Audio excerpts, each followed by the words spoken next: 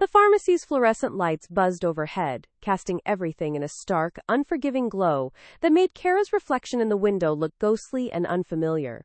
She stood in the feminine products aisle with 3 pregnancy tests clutched in her trembling hand, each box promising 99% accuracy, as if that 1% of uncertainty could somehow save her from what she already knew to be true.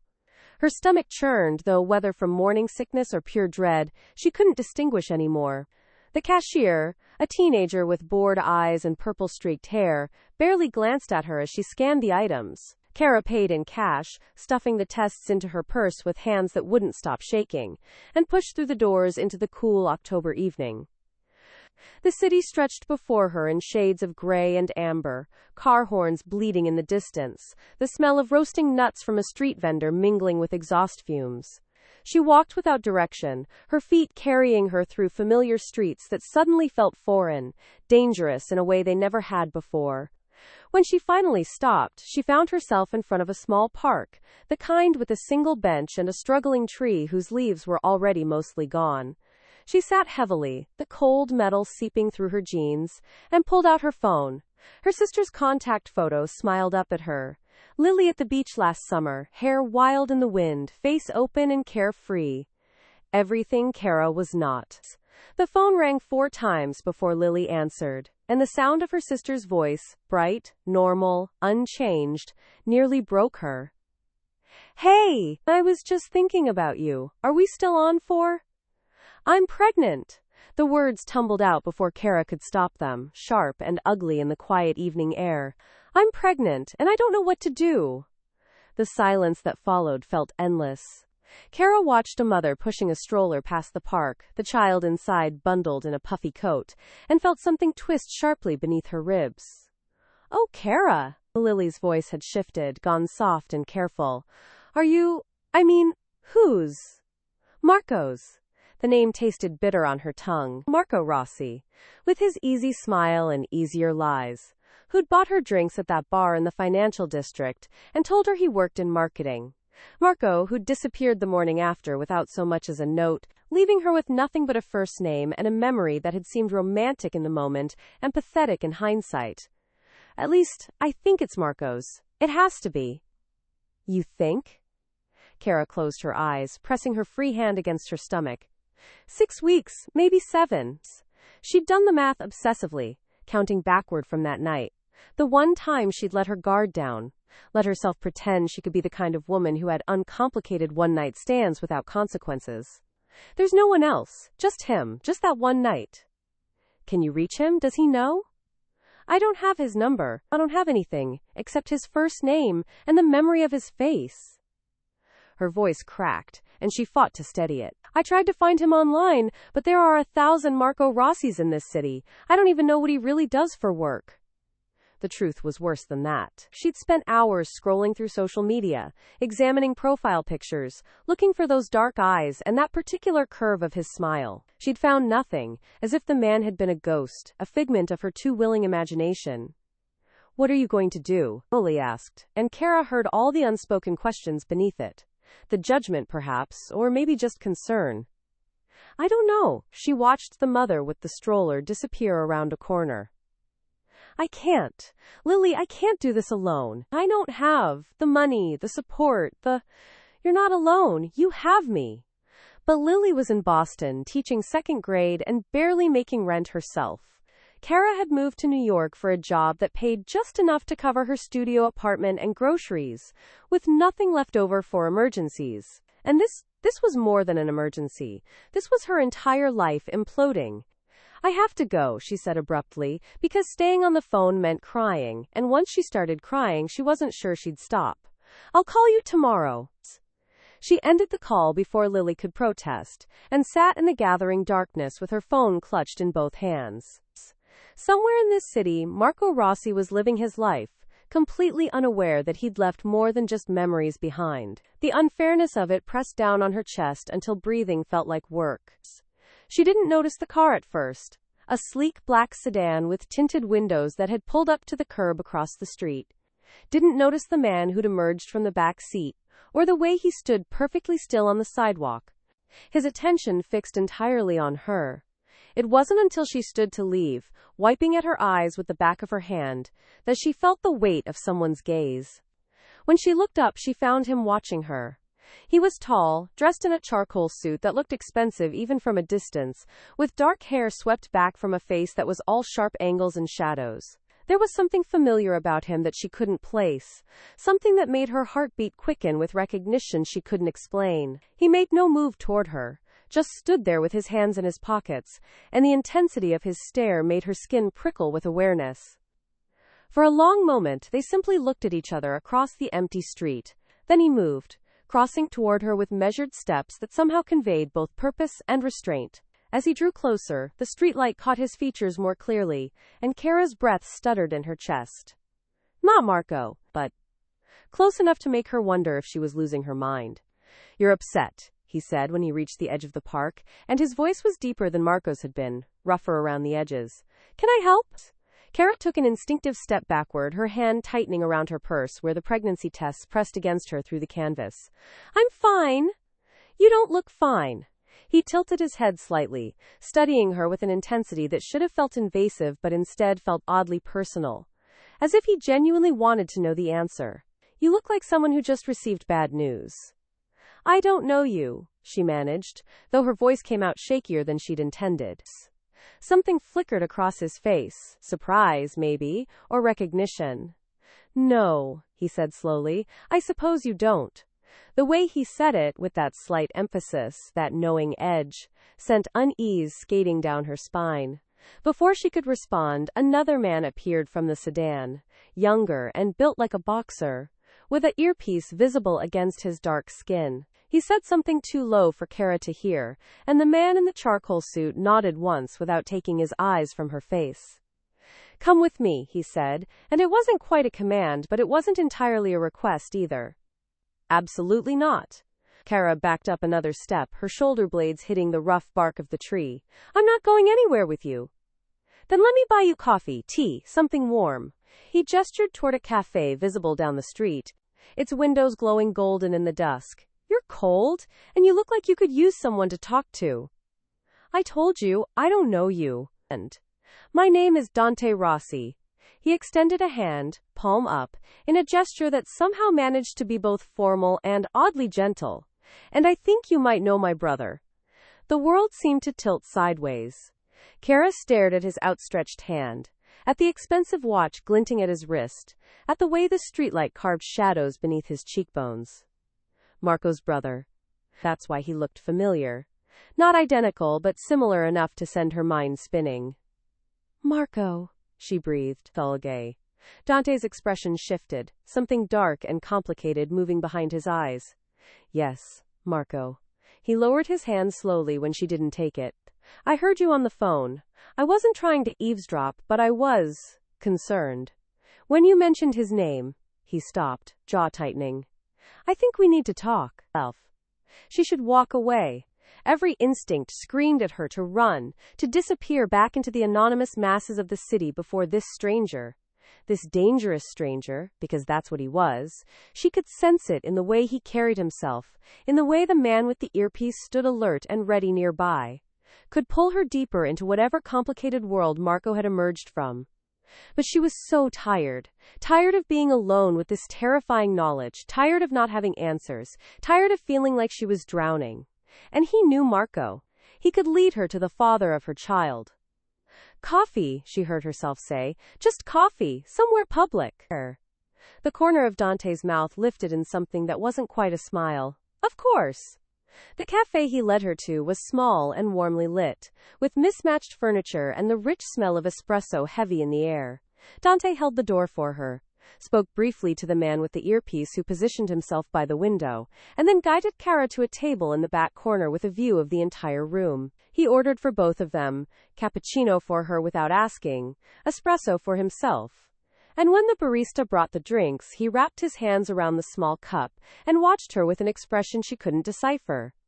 How do you know Marco? He asked finally. Cara cupped her hands around the cappuccino, letting the heat seep into her palms. The foam on top had been artfully swirled into a heart shape, and she focused on that rather than meeting Dante's eyes. We met at a bar 2 months ago. We spent the night together, and then he was gone in the morning. Saying it aloud made it sound even more foolish than it had been. I never heard from him again. Dante was quiet for long enough that she finally looked up. His face had gone carefully blank, but there was something burning in his dark eyes, something that made her breath catch. I see. I need to find him. The words came out in a rush. I need to tell him something important, something he has a right to know. You're pregnant. It wasn't a question. Dante leaned back in his chair, his posture deceptively relaxed despite the tension in his shoulders. With his child? Heat flooded her cheeks. You heard more than I thought. I heard enough. He lifted his espresso, drank it in one smooth motion, and set the cup down with a soft click. Marco is not available. Something cold settled in her stomach. What does that mean? It means my brother is not someone you want to be involved with right now. Dante's voice had gone hard, all the earlier gentleness stripped away. It means you're better off forgetting you ever met him. I can't exactly forget. She pressed a hand to her abdomen, a protective gesture she couldn't suppress. I'm carrying his baby. Are you certain it's his? The question stung like a slap. Cara stood abruptly, her chair scraping against the floor. I don't have to listen to this. Dante caught her wrist before she could take a step, his grip gentle but utterly immovable. Sit, please. When she hesitated, he added, I'm not trying to insult you. I'm trying to understand the situation. She could pull away, should pull away.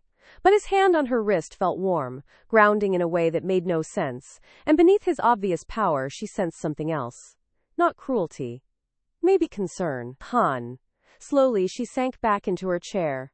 Dante released her immediately, his hand retreating to rest on the table between them, palm down, as if offering proof he wouldn't grab her again. And there's no one else, she said quietly, staring at that hand, at the scarring across his knuckles that spoke of violence she didn't want to imagine. Only Marco. Only that one night. Then we have a problem. Dante's voice had gentled again, but there was an edge beneath it now, something sharp and dangerous. Because Marco is in a situation that makes him, let's say, unavailable for the foreseeable future. But you, he paused, his gaze moving over her face with an intensity that made her skin prickle. You shouldn't be dealing with this alone. I'm not your responsibility, Avnu. Perhaps not, but my brother's child is family, and I protect my family. The words carried weight, a promise and a threat woven together. Let me help you. Why would you do that? Suspicion crept through her exhaustion. You don't know me. You don't owe me anything. Because it's the right thing to do. Dante held her gaze steadily. And because I suspect you're about to make several very poor decisions out of desperation, and I'd like to prevent that if possible. He wasn't wrong. She'd been mentally calculating how much her security deposit might be worth, whether she could break her lease and disappear somewhere cheaper, somewhere she could afford to raise a child alone. The mathematics of poverty and single motherhood had been scrolling through her mind in an endless, nauseating loop. What exactly are you offering? She asked. A safe place to stay, medical care, financial support.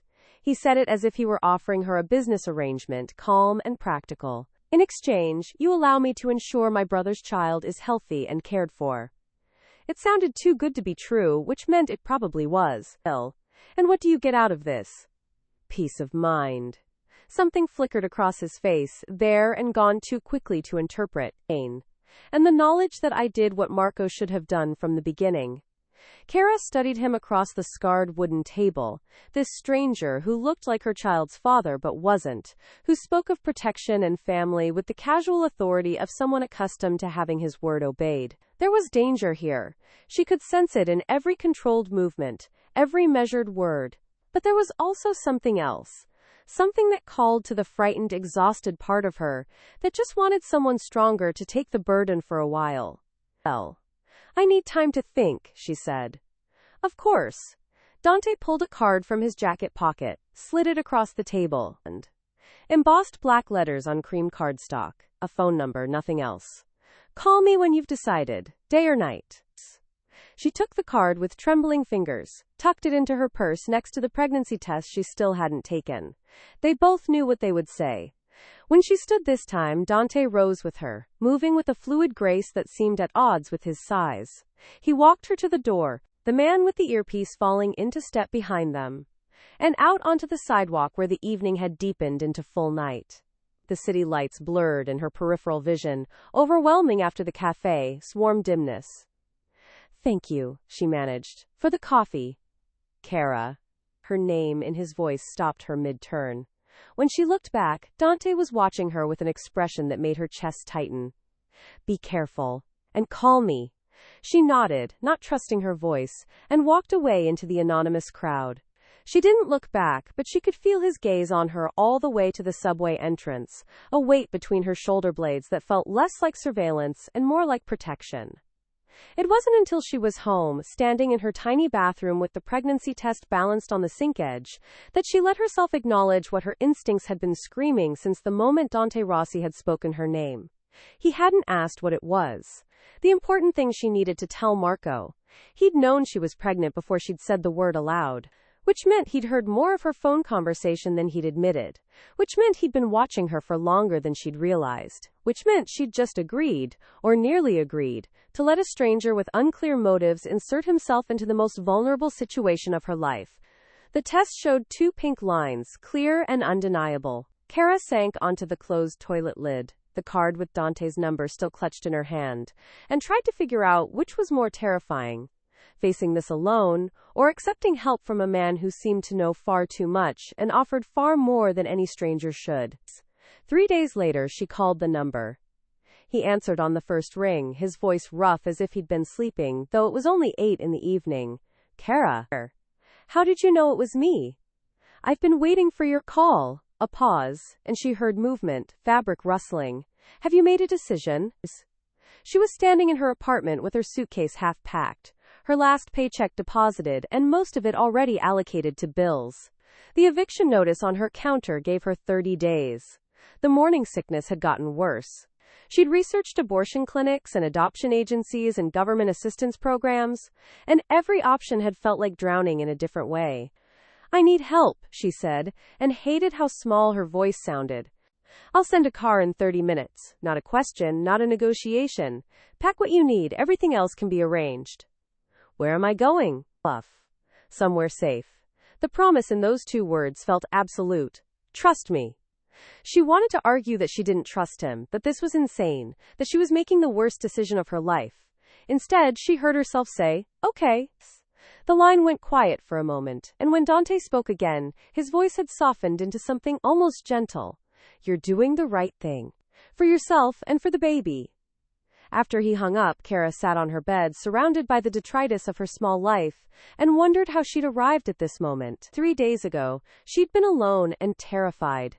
Now she was still terrified, but she was hurtling towards something unknown with a man who set off every alarm bell she possessed, while simultaneously making her feel safer than she had in months.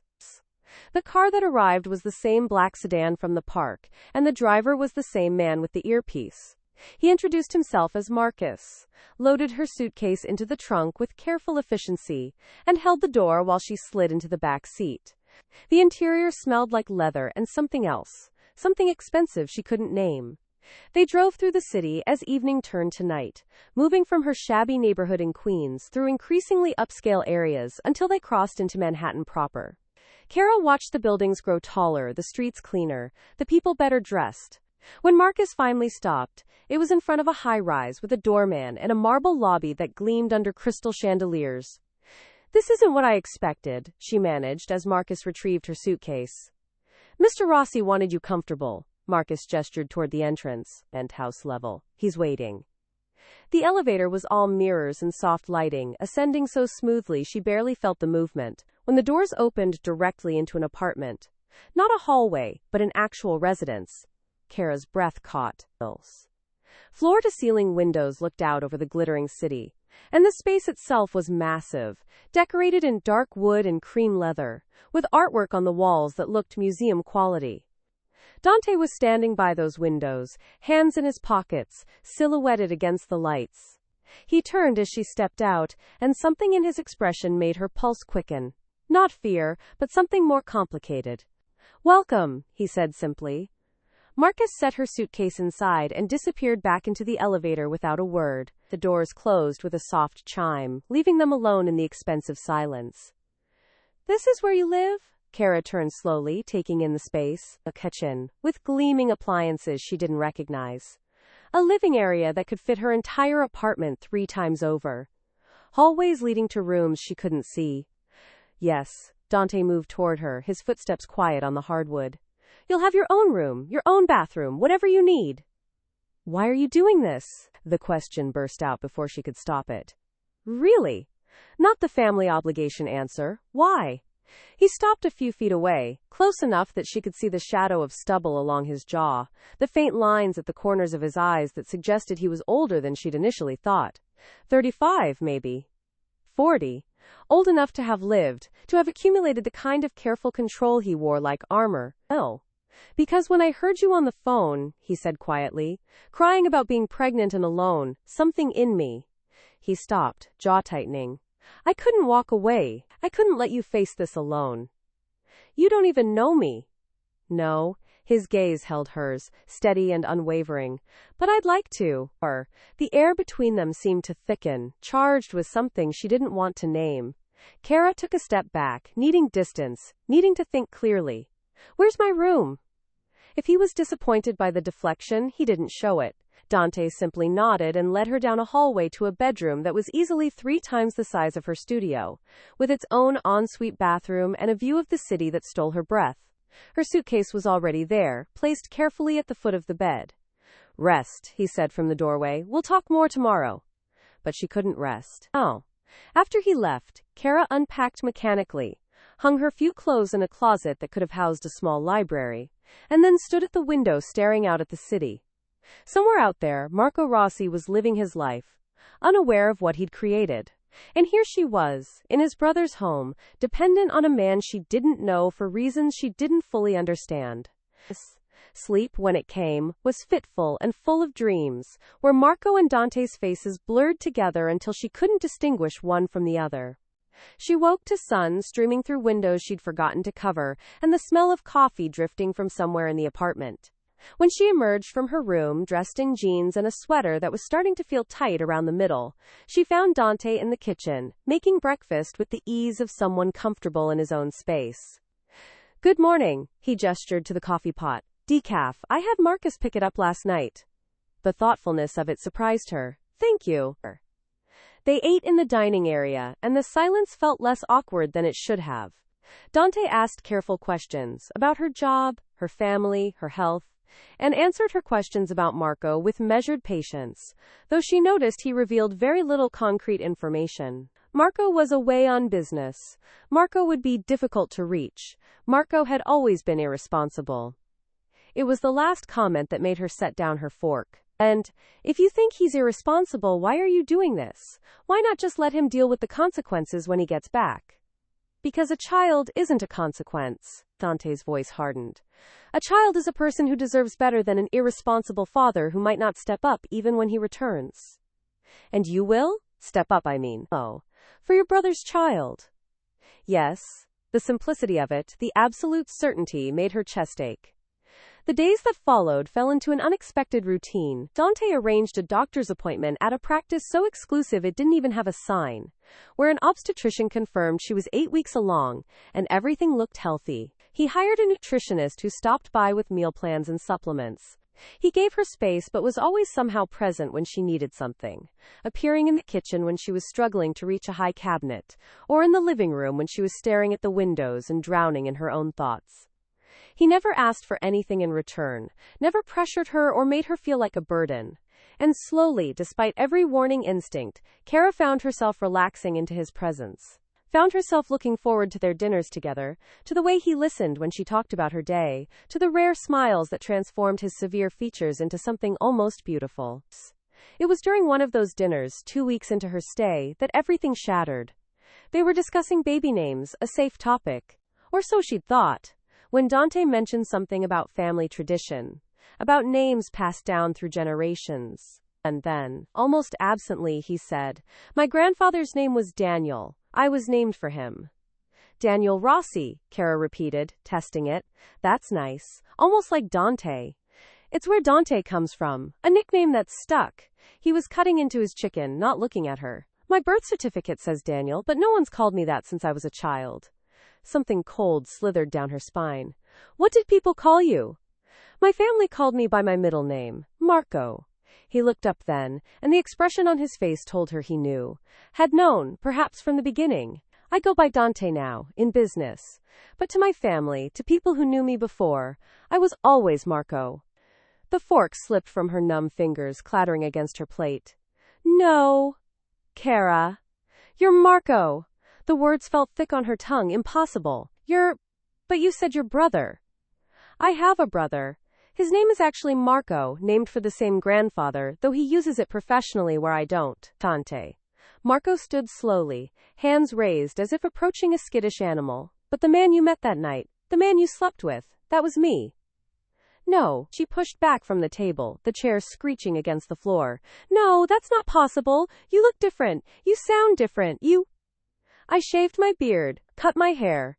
He gestured to his face, and now she could see it, the ghost of the man from that night hidden beneath the severe businessman exterior. I was using a different name for business reasons. I didn't expect to see you again. And when I did, when I heard you crying about being pregnant with Marco's baby, I thought...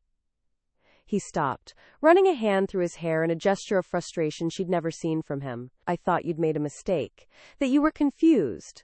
But then I realized you weren't wrong about the name. You just didn't know it was a middle name. You didn't know me. Cara's hand went to her stomach, protective and instinctive. You lied to me. I didn't know how to tell you. I took a step toward her, and she backed away, hitting the wall.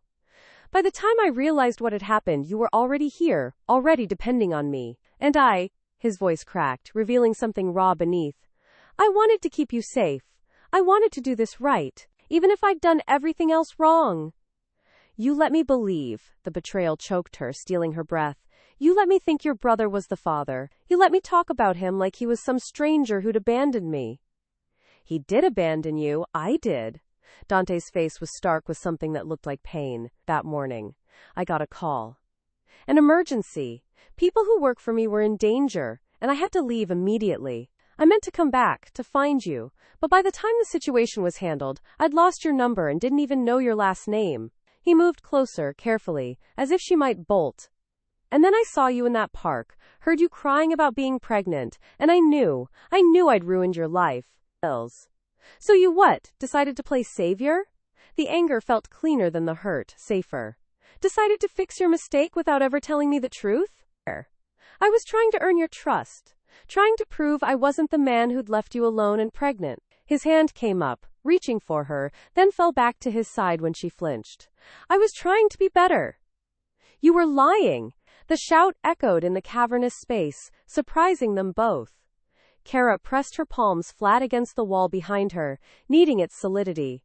Every day, every conversation, every time you talked about taking care of your brother's child, you were lying. Yes. The admission was quiet, devastating. I'm sorry. God, Cara, I'm so fucking sorry. She wanted to hate him. Wanted the anger to burn away everything else. The safety she'd felt here. The growing affection. The traitorous part of her that had started to imagine a future where Dante was more than just her benefactor. But beneath the fury was something more complicated. The memory of that night. Of the man who'd made her laugh and listen to her dreams. The same man standing before her now, stripped of pretense and lies, looking more vulnerable than she'd ever seen him. Why? She asked finally. Why approach me at all? If you didn't remember me, you could have walked away. Because I did remember you. His voice dropped, intimate despite the distance between them. The moment I saw your face, I remembered. Every detail of that night, every word you said. I'd been trying to find you for weeks, and then there you were, crying in a park, and I thought... He laughed, but there was no humor in it. I thought maybe I was getting a second chance. A chance to do things right. By lying to me. By protecting you. By making sure you and our child were safe, even if it meant you hated me. Your child. She pressed both hands to her stomach now, feeling the slight swell that had appeared over the past 2 weeks. This baby is yours. Yes? He said it like a vow, like a prayer. And I want to be there. For everything. For doctor's appointments and midnight cravings and the first kick and the birth and every single moment after. I want... His voice broke and he cleared it roughly. I want the chance to be the father this baby deserves, the partner you deserve, if you'll let me. I don't even know you. But even as she said it, she knew it wasn't entirely true. She'd spent 2 weeks living with him, eating meals across from him, learning the careful way he moved through the world and the gentleness he showed when he thought she wasn't looking. She knew his coffee order, and his preference for reading news on paper rather than screens, and the way his face softened when he talked about family. She knew him, even if she hadn't known his name. Then let me show you. Dante took another step. Close enough now that she could see the gold flecks in his dark eyes, smell the subtle cologne that made her think of that night so many weeks ago. Let me spend the rest of my life showing you exactly who I am, the good and the bad and everything in between. I need time. The words came out shaky, uncertain. I need to think. Of course. He didn't retreat, didn't put distance between them. Take all the time you need. I'm not going anywhere. You left before. And I regret it every single day. His hand came up slowly, giving her time to refuse, and cupped her face with a gentleness that made her eyes sting. But I'm here now, and if you'll let me, I'll spend the rest of my life proving that I'll never leave again. She should push him away, should demand he take her home, back to her crumbling studio and her struggling life, should protect herself from this man who'd lied and manipulated and played games with her heart. Instead, she found herself leaning into his palm, into the warmth of his touch. I'm so angry with you. You should be. His thumb brushed across her cheekbone, catching a tear she hadn't realized she'd shed. I deserve your anger. All I ask is that you don't shut me out completely. Don't take away my chance to know our child. I wouldn't do that. The thought of it made her chest ache. Whatever else he'd done, whatever lies he'd told, he'd spent 2 weeks proving his commitment to this baby. But I don't know if I can trust you. Then I'll earn it. He leaned forward, resting his forehead against hers, and the intimacy of the gesture made her breath catch. However long it takes, whatever it costs, I'll earn your trust. They stood like that for a long moment, breathing the same air, their bodies aligned in a way that felt both familiar and entirely new. And slowly, beneath the anger and betrayal, Cara felt something else stirring, the ghost of that night, of the connection that had drawn her to a stranger in a bar and made her break all her own rules. It was still there, buried but not gone. Okay, she whispered finally. We'll try. The smile that broke across Dante's face transformed him, erasing years of careful control and revealing something younger, more hopeful beneath. Thank you. Don't thank me yet, she pulled back slightly, needing to see his face clearly. You have a lot to make up for. I know. He caught her hand, threaded his fingers through hers with a care that suggested he understood how fragile this was. And I will. Starting now, starting with the truth, all of it, no matter how ugly. And so they talked. Late into the night, Dante told her everything, about his family's business, the reasons he'd been using another name, the danger that had pulled him away that morning, and the empire he'd built that required constant vigilance. He told her about the brother who shared his grandfather's name but none of his responsibility, about a childhood that had taught him to protect what was his at any cost. He laid himself bare, offering up every ugly truth and complicated reality, until there was nothing left hidden between them. And Cara listened. She asked questions, pushed back when something didn't make sense, demanded explanations for the parts that frightened her. But she listened. And slowly, as the city lights blurred beyond the windows and exhaustion crept into her bones, she began to understand the man sitting across from her. Not Marco the charming stranger, not Dante the careful benefactor, but something more complete and more complicated than either persona had suggested. When she finally retreated to her room in the hours before dawn, she lay in bed with her hand on her stomach and tried to imagine a future. One where she raised this child with a man who'd lied but who'd also protected her, who'd manipulated but who'd also cared, who was dangerous and gentle and complicated and, somehow, exactly what she needed. It wouldn't be easy. The anger wouldn't disappear overnight, and trust would have to be rebuilt, piece by painful piece. But for the first time since she'd seen those 2 pink lines on a pregnancy test, Cara felt something other than fear. She felt possibility. She felt hope. And when Dante knocked softly on her door the next morning, coffee in hand and apology still written across his face, she let him in. Not all the way, not yet. but enough. Enough to start.